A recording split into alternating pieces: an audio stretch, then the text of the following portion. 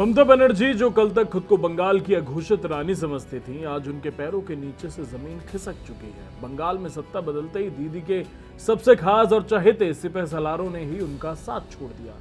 कभी काबा मदीना गाने वाली सायोनी घोष ममता की सबसे चहेती मानी जाती थी, लेकिन अब उनके बागी तेवर ने ममता बनर्जी के मुंह पर करारा तमाचा जड़ा है। सायोनी घोष अब बंगाल के नए मुख्यमंत्री शुभेंदु अधिकारी की तारीफों के पुल बांध रही हैं, उनसे सीधे संवाद कर रही हैं।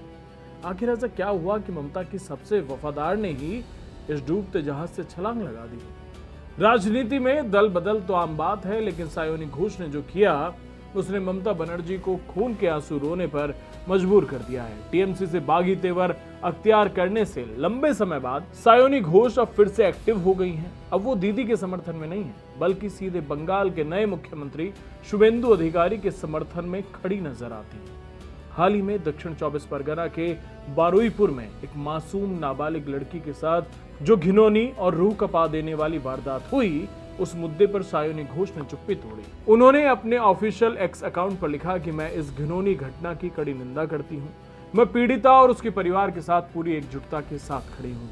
लेकिन इसके बाद सायोनी ने जो लिखा उसकी चर्चा जोरों पर है। सायोनी ने बताया कि उन्होंने मुख्यमंत्री शुभेंदु अधिकारी से खुद बात की है और मुख्यमंत्री व्यक्तिगत रूप से इस पूरे हालात की निगरानी कर रहे हैं। उन्होंने शुभेंदु अधिकारी की तारीफ करते हुए कहा कि सरकार तुरंत एक्शन मोड में है, गिरफ्तारियां हो रही हैं और त्वरित न्याय के लिए एसआईटी का गठन भी कर दिया गया है।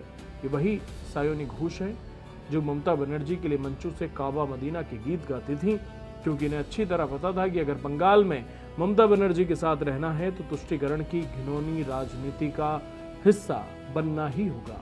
जब तक बंगाल में दीदी की तानाशाही सरकार थी, तब तक अपराधियों को खुला संरक्षण देना, कानून की धज्जियां उड़ाना और सिंडिकेट राज चलाना ही टीएमसी की पहचान बन चुका था।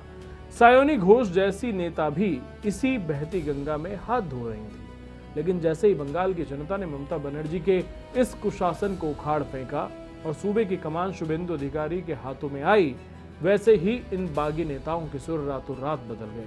पॉलिटिकल एक्सपर्ट्स कह रहे हैं कि सायोनी घोष का ये पोस्ट ममता बनर्जी को एक सीधा और कड़ा अल्टीमेटम है।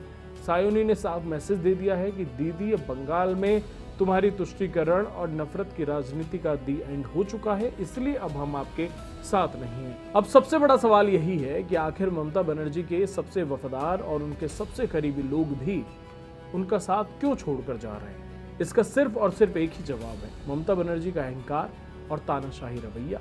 ममता बनर्जी आज भी इस कड़वी हकीकत को स्वीकार नहीं कर पा रही कि बंगाल की जनता उन्हें सत्ता से बेदखल कर चुकी है। जब तक दीदी की कुर्सी सलामत थी, तब तक सभी उनके आगे पीछे घूमते थे, लेकिन जैसे ही सत्ता गई, ममता बनर्जी अपने ही घर में अलग थलग पड़ गए।